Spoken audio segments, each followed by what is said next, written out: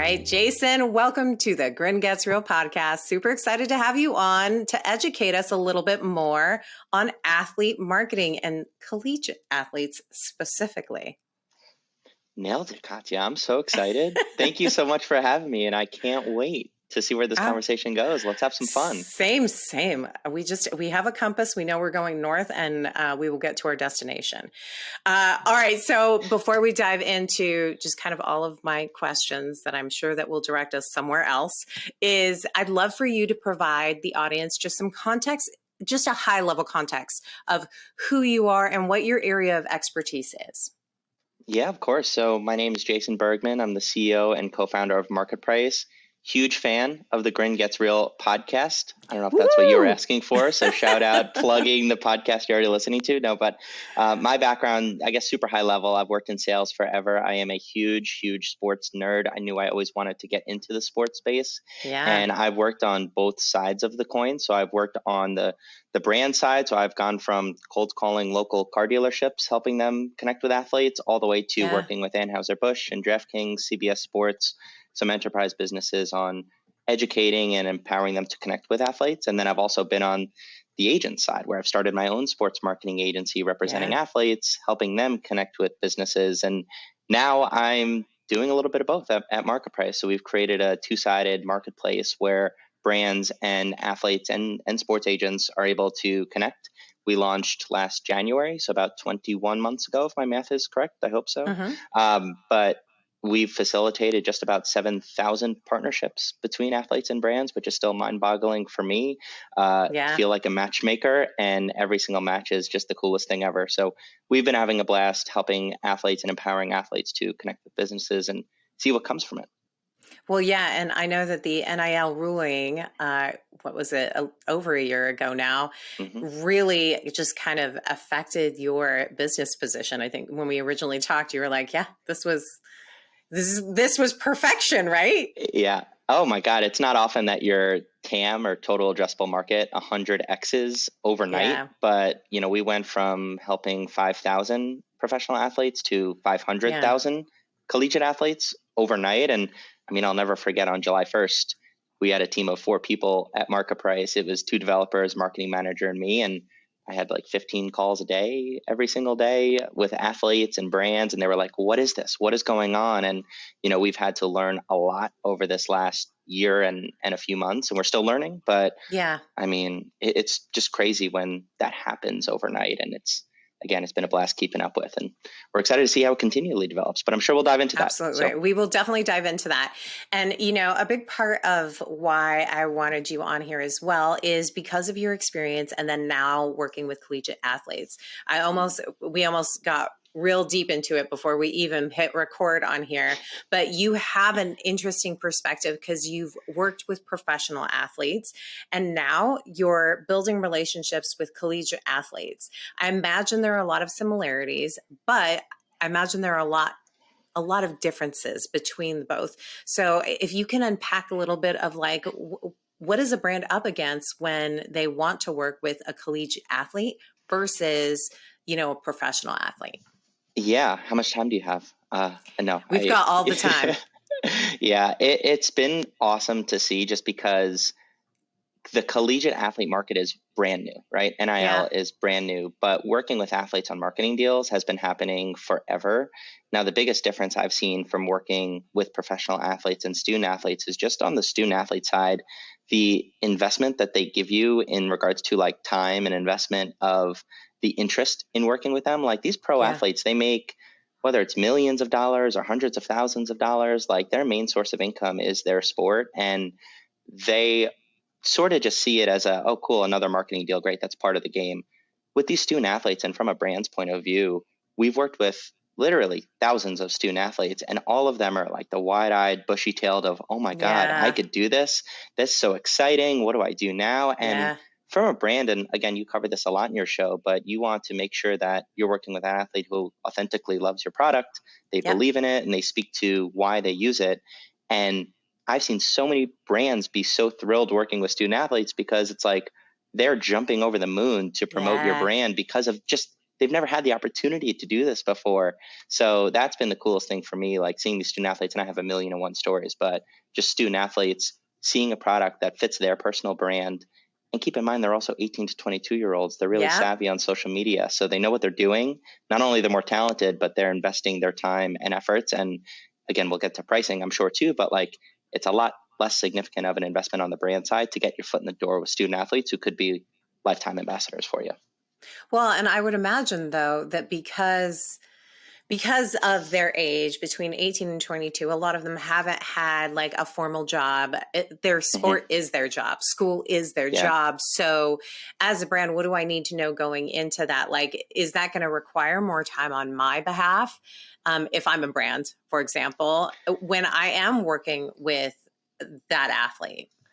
Yeah, I think it could go both ways, right? I think Okay. as a brand, like keeping expectations in mind of, I just spoke with, he's the quarterback of Penn State about a deal, and he literally had his backpack on. He was there for 5 minutes, and then he's like, cool, I got to go to the facility to practice. And these Yeah. student athletes, it's 5 a.m., 6 a.m. to 7, 8 p.m., and then they just go to sleep, and their entire day is busy, and they're not thinking of marketing deals. It's not the first thing that they're thinking of.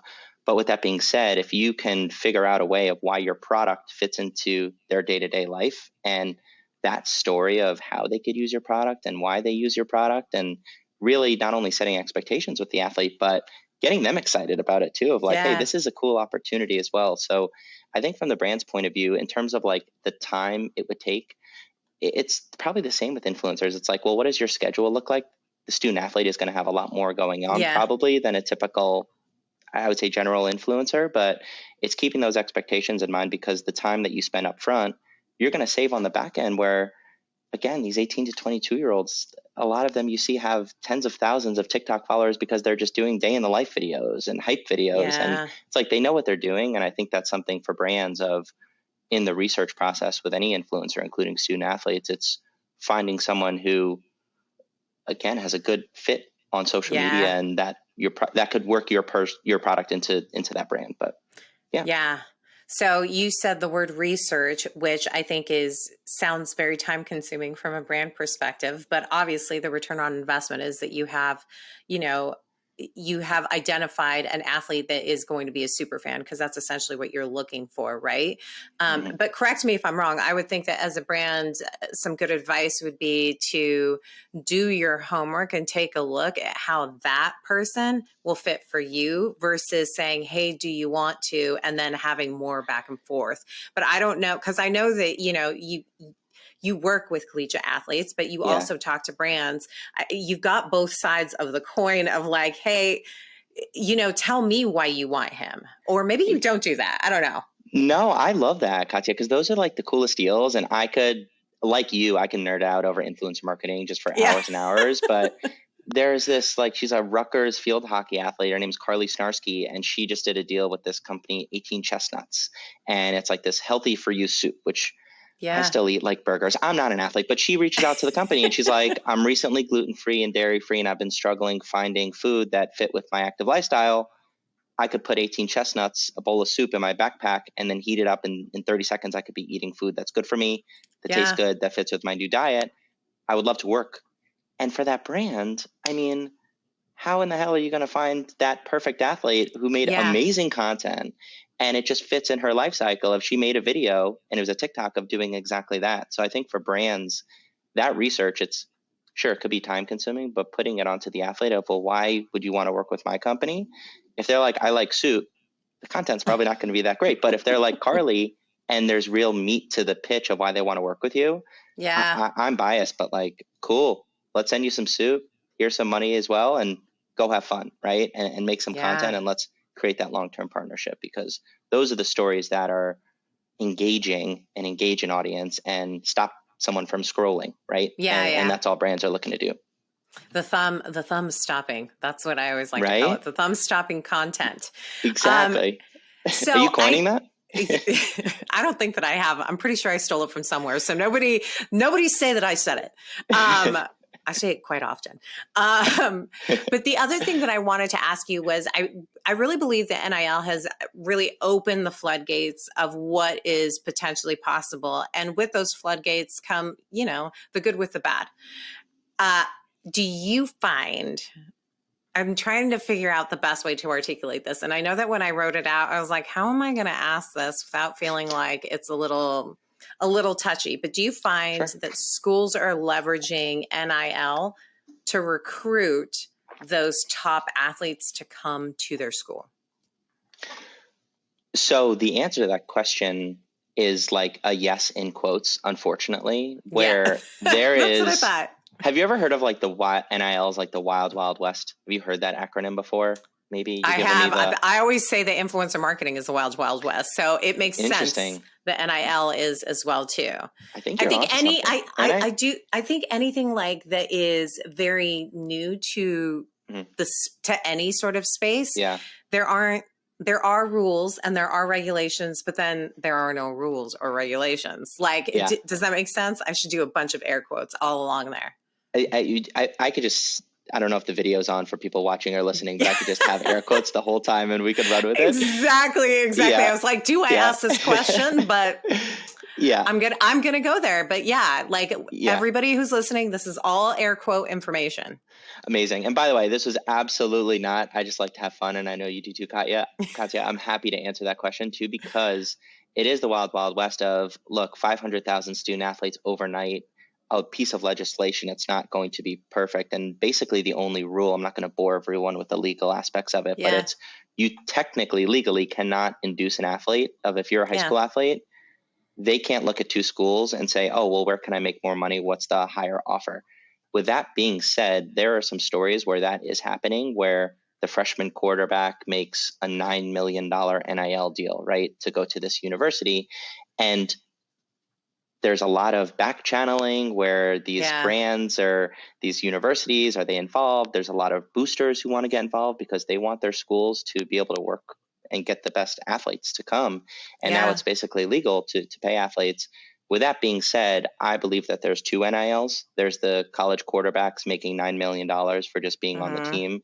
And then there's the Carly Snarskys and every other athlete, and 99% of other athletes who they're not going to make millions of dollars by just being a student athlete. But NIL is just basically opportunity, where you're in the influencer world, right? It's these influencers being able to make connections, being able to make money, being able to, look, even if they don't go pro, if you do a marketing deal with Allbirds, now you're in touch with the marketing manager of Allbirds. How cool is that? How powerful is that? And that opportunity to make that connection, it's crazy to think that before last year, student athletes couldn't do this. And that's where the brands that are entering the space now, great, making the connections with these student athletes who are so over the moon to even have this opportunity, right? And they're open to learning, and they're so smart, and they're so good on social media. The brands that are diving in headfirst to student athletes, yes, of course, working with some other marketplaces, whether it's Grin or MarketPryce or others, making sure that they're staying in the line. But with that being said, in terms of brands and athletes, in typical influencer marketing deals, it is wide open, and there are going to be a lot of brands that haven't even entered yet that are still going to win because it's still so early. And that's what gets me really excited. Yeah, I like that. I also really appreciate the fact that you've bucketed NIL into kind of different camps, right? Like, which leads me to my next question, because the camp that you said are like the quarterbacks, which I think is like that traditional athlete.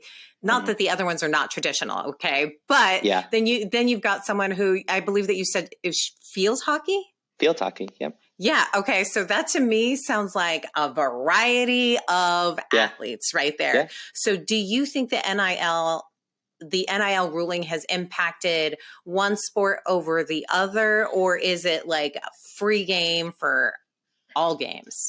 Yeah. I think one of the biggest misconceptions, is maybe another way to answer this one, is like, people thought when NIL happened that it would just be for the football players and some of the men's basketball players.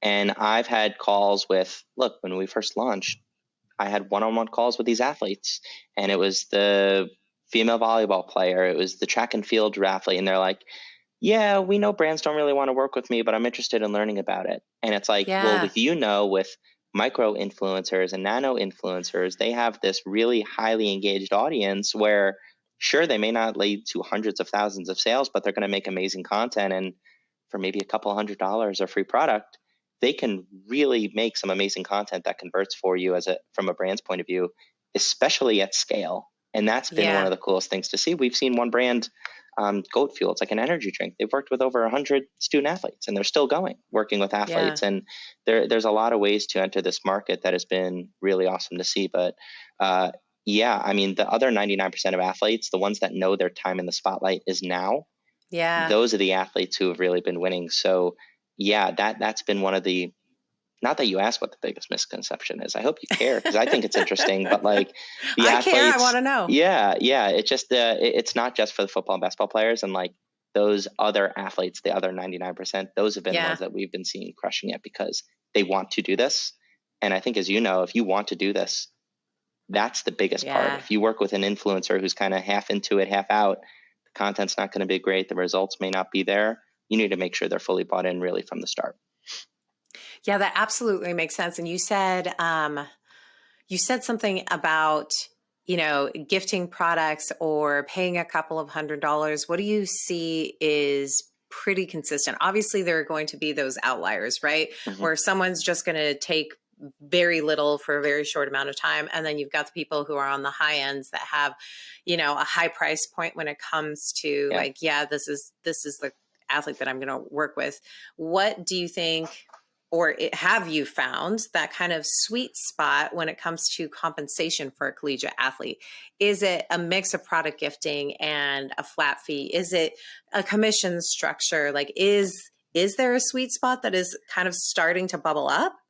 Yeah, I think it's hard to have I'm going to answer this question because I love price transparency, but it's hard to have a sweet spot for 500,000 individuals. True. So we've seen as low as, again, product seeding work really well, up to deals in the 5 figures. Our average deal size is probably around $200-300 of cash with product on top of it, where that's typically for like the one-off social media post with an athlete. And that's something where, it's interesting. The space is brand new. So we've had to do a lot of education on even what is commission and what is an affiliate deal. And if I get free product, what am I supposed to do? And the opportunity and even like a lot of brands are like, we'll send you product to try it. And they're like, well, do I need to do anything? And it depends on the brand, right? Some brands are like, just try the soup, try the protein bar, try it. And let's see if this can be a longer partnership.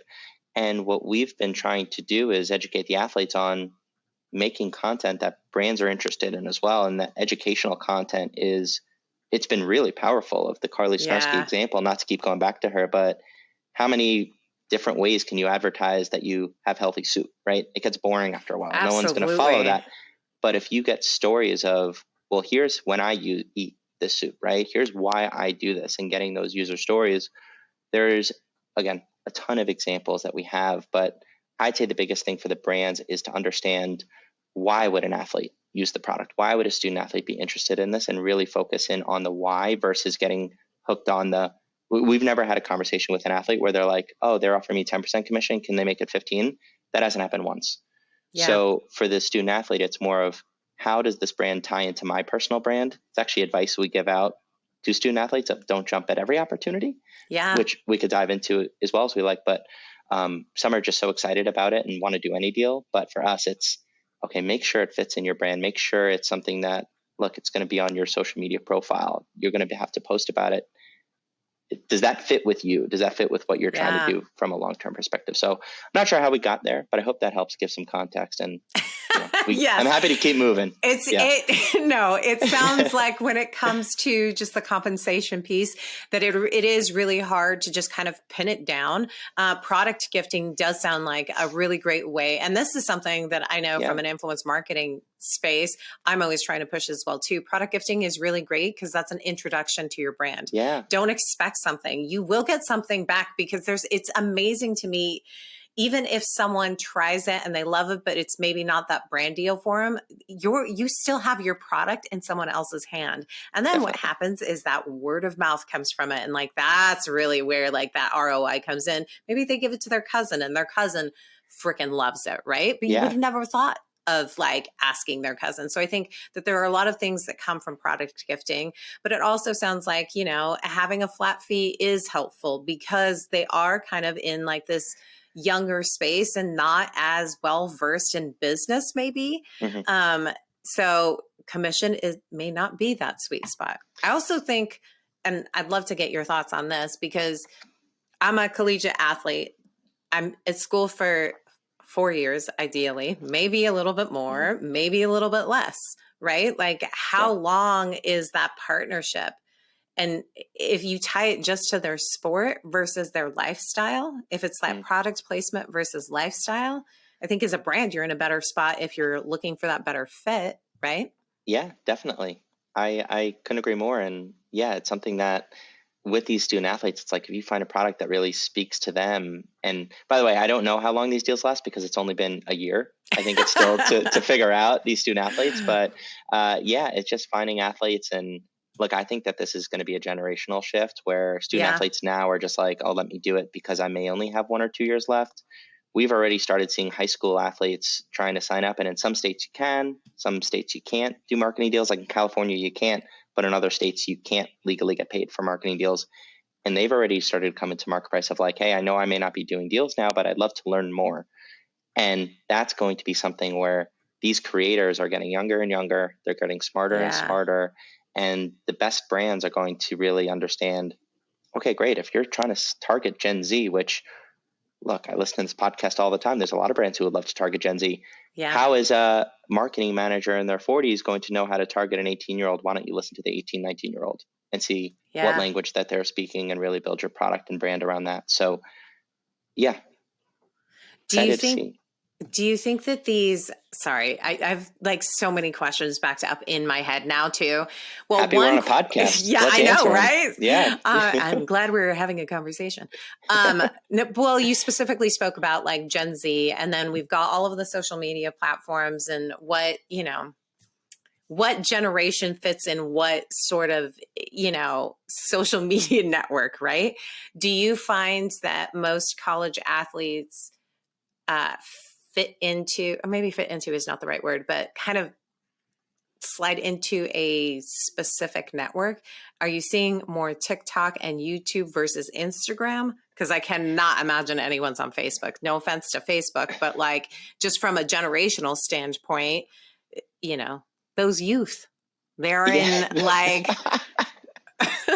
sound older. Yeah, no, it's so I know, funny. Exactly. We've seen a huge revamp on Facebook where a lot of it, I'm just kidding. I wanted to see your face. Listen, I was around when Facebook first came out, and MySpace, but that's for another podcast.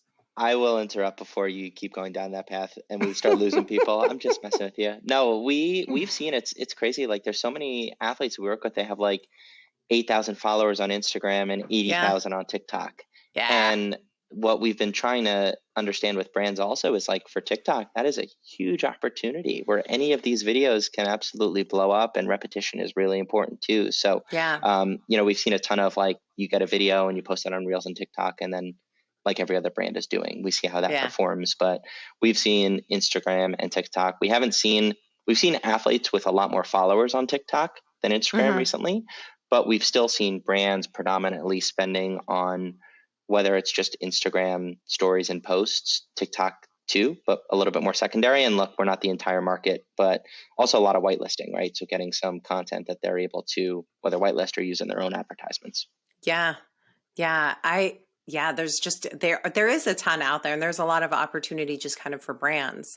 Now, to go back to what you were saying in regards to the education piece for these athletes, I'd love to get some insight into like the areas that you think that you have to educate them kind of the most. I think, I'd mentioned that influencer marketing is the Wild West, and this area with the NIL ruling also is as well. What are like the top things that you find that are on kind of repeat when you are speaking to these athletes? Yeah. And one thing that's really important to keep in mind too, because education is such a big, broad word where it's like, there are so many universities trying to educate athletes on NIL, and a lot of agencies, hey, let me educate these student athletes.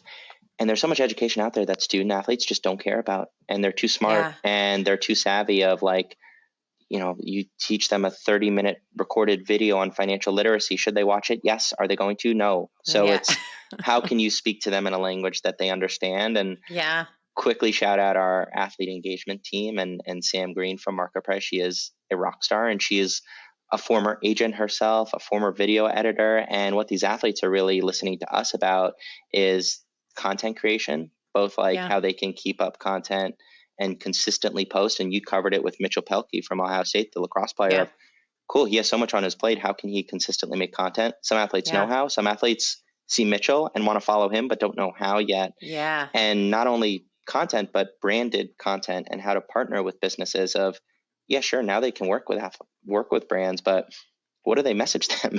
And what are brands Yeah. looking for? And a lot of them have that FOMO of they want to get involved, but they just might not know how. So I Yeah. think those two pillars of the content and then the partnerships aspect of every student athlete wants to make more money from these deals. And Yeah. anything that goes into that of, look, you talk to brands all the time. If they make content that converts, whether it's for awareness or sales, if the student athlete really loves the brand and they deliver great results, the brand's going to want to keep working with them. So how can student Absolutely. athletes, how can we be that connective tissue between the business and the athletes and help these athletes just be the best brand ambassadors ever? Because we Yeah. know it's going to be a full circle, if that makes sense, of like athletes Yeah. Yeah. deliver better Yeah. content, brands are happier, they're going to keep working with athletes. So Yeah. yeah. I definitely think it is a full circle. I was kind of curious as to how you teach them how to show their value.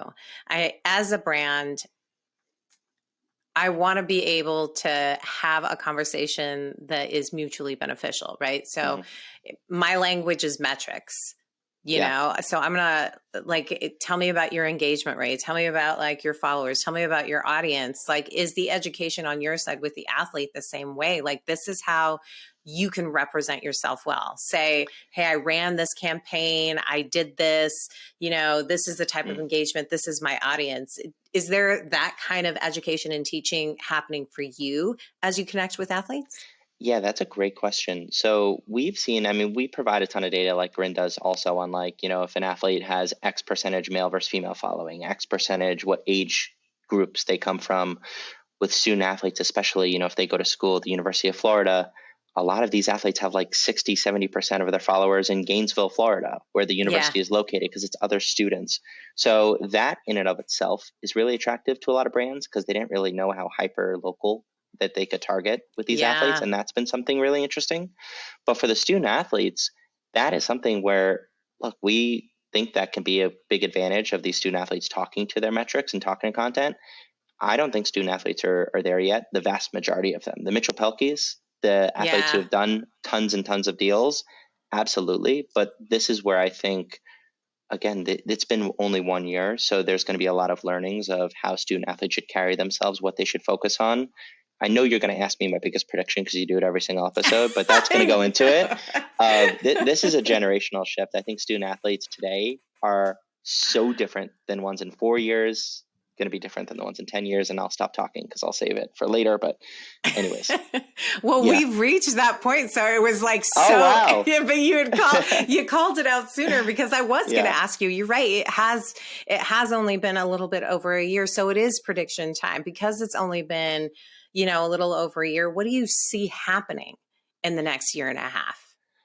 Yeah, I think after talking with, and look, we've had thousands of one-on-one conversations with athletes, and that has been something that is so crucial in this new space. We've also had a ton of conversations with universities, and I've spoken with some huge universities that have like 1,000 student athletes. And over a year into NIL, they're like, yeah, we're still just kind of getting to the starting line, and we still don't know totally what to do yet. Where, if you have problems with school, there's a tutor. You have problems with on the field and you get hurt, right? There's a trainer. You need career coaching. There's a career center. When it comes to NIL, where these student athletes are all the time on the university, a lot of schools just go like, and they shrug and they say, you could kind of figure that out yourself. Yeah. Now, what I'd love to see, and I think these universities, and we're looking to partner with a lot of them moving forward, but they're going to take a lot more active stance as NIL becomes a lot more normalized. And I think even bigger hand, like I think just the creator in general, there's 50 million creators out there, 2 million are professional. I think that there's going to be a lot of not just student athletes, but students who are becoming creators and who are learning from the university. UConn just hired someone to coach student athletes on creating better content. They have someone on their payroll at UConn who helps student athletes make awesome content and do brand partnerships. I think things like that will get a lot more normalized, where there's going to be a lot more opportunity for just creators from a whole. And this is why I'm so bullish on the creator economy. I know you guys are too. Yes. But education in the space of, well, great, this is still kind of new, the creator economy. It's been like 5, 6, 7 years. Yeah. I think that's going to be something where a lot more universities, especially in this the space, in the NIL space, are going to take a more active approach on educating on how to be a successful creator and how to make actually a career out of this. I love this prediction. Because let's make it happen. Well, because I'm right on board with it, because I think that you're right when it comes to the creator economy. This NIL is like that next part of it that's going to feed into it. And there's so much education that's still needed in the space, which is interesting for something like influencer marketing that's actually been around for longer than people think. Yeah. The amount of education in this creator economy is like, people are going to be thirsting for it. You know what I mean? And I love the idea of it being in schools. I know that we get approached often, and I'm actually currently working on a curriculum for influencer marketing managers. Like this is how you do all of these things, right? Well, we'll talk after that. But cool. No, but you know what I mean? Like there are a lot more schools that are approaching it saying like, hey, this is not going away. This is going to be a discipline. We need to prep our students for the creator economy when they get out of college. And that means from the creator standpoint, from the brand standpoint, from the marketing standpoint, like there are going to be these evolutions. Now this has turned into my prediction, so I apologize. No, it's amazing. We're on the same exact page. And can I give a bonus prediction, or are you going to kill me for going over? Yes, give me a bonus. Just because I went to UF, so down in Gainesville, and I wanted to go there because Tim Tebow and Joakim Noah and Al Horford, the awesome athletes that were playing there, right? Yeah. And these schools, I think, are also going to get smarter, where why can't they pay student athletes there to advertise a day in the life as a student, right? Like, why is it important to go to University of Florida? Can they actually pay student athletes for NIL deals to advertise the university and to advertise? You asked it, right? Like, how can universities get ahead of the NIL game? We've already seen it where, like, the Chicago White Sox, they did deals with double-digit student athletes who are from Chicago, and they're not baseball players. And who follows student athletes who are from Chicago or go to school in Chicago? Other people in Chicago, right? Yeah. So that Gen Z market that baseball is trying to reach, the White Sox are getting ahead of it. I think universities are going to start really not only educating their student athletes and their student base, but hopefully even paying them to promote the university itself and make it cool to go to that school. Did not mean to rhyme. I hope that didn't sound weird. I'll let you wrap this up. Well, no, now I can't rhyme and the expectations are high. Well, let me leave you with this. Thank you so much for coming on. I know it took us a while to get this locked in, but I am so thankful that you did and that you were able to share some of your insights. Thank you so much. Again, if you're listening to this already, keep listening. This podcast is the best. So I can't wait, and watch out for that Katya influencer marketing course. I know I'd love to see it. Exactly. All right. Thank you so much. Thank you.